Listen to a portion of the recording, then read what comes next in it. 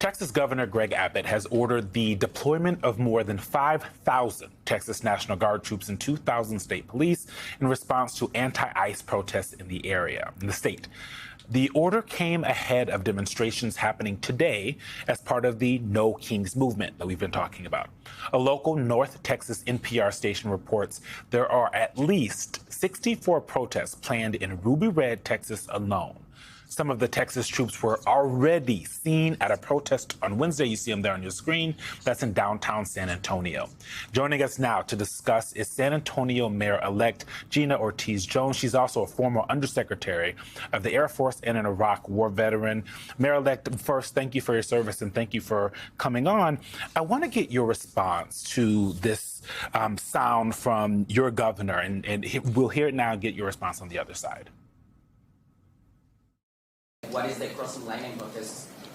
That leads to FAFO. Violating the law. You break the law, you cross the line, you will be arrested. For those that don't know, FAFO is F around and find out. And Mayor-elect, I'm curious what you think, hearing kind of the callousness, the jokey nature that your governor has when talking about what could happen to these folks that are simply exercising their First Amendment right to protest. Well, good morning, and thank you for having me on. I think, we are here in San Antonio have always prided ourselves in exercising our First Amendment rights peacefully and ensuring that, we are clear about where we stand on some of these inhumane practices and making sure, though, that we are also adhering to the law. We can do both things at the same time. Our city is really known for doing that, and I'm proud of that. And I think, we can get through this moment of history, making sure that our voices are heard, making sure that we are reflecting our values, and making sure that we're doing so in a way that certainly doesn't destroy property and people can't get hurt. We can do those things at the same time. Mayor-elect, you have deep roots in San Antonio. And could you talk about what this moment is about? Is this about immigration, that the protesters are being moved to come out, or is this about executive power and checking executive power? Well, I think, for each of the folks that are showing up and exercising their First Amendment rights, I think it is quite personal. I think I myself, I'm a proud first generation American. My mom came to this country over 40 years ago, chasing the American dream. My mom came here as a domestic helper, and she raised me and my sister by herself. And folks watching this morning may remember just last week, the images from right here in San Antonio, where a woman, after having her immigration case dismissed, was picked up by ICE officials, and she was pleading, yelling in Spanish with those officers, saying, "Please, my children are in school, help me."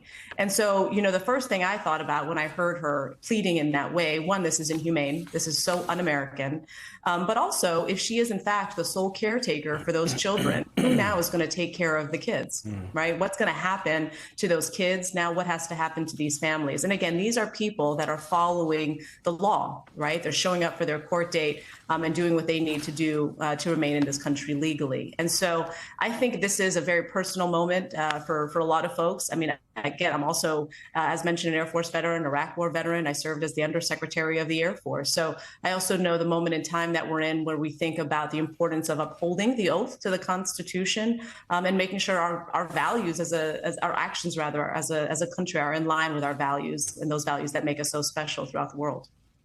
Mayor-elect Jones, Axios has a story from earlier in the week, says that you say there's no time to waste. As San Antonio mayor, you get sworn into office on Wednesday. But I bring that up because your city has been hit by catastrophic flooding, at least 11 confirmed dead, with an unknown number still missing. And this is since yesterday. Just your thoughts on this day as the city that you're about to lead is reeling from this natural disaster. Well, my heart goes out to the families of those that lost members due to, unfortunately, the extreme weather. And I certainly want to thank our first responders, law enforcement, that rescued many folks, actually, during those extreme weather events. There is, as we get through not only the extreme weather events and continue to move forward in that way, there are also other things I believe there's no time to waste on. Increasing the supply of affordable housing, making sure we're making smart infrastructure investments, also making sure that we are doing as much as we can when it comes to smart educational outcomes in our community. San Antonio is Military City USA. 1 in 10 kids in this country calls Texas home. One of the things I spent a lot of time talking about is the importance of investing in early childhood education in our community, which is by far the best investment we can make for our economy and certainly for our democracy. Mayor-elect Jones, there's one other accolade I'm going to put out there for everyone to know. You are the first out LGBTQ leader of your city and your city's history. So thank you very much for coming to the weekend.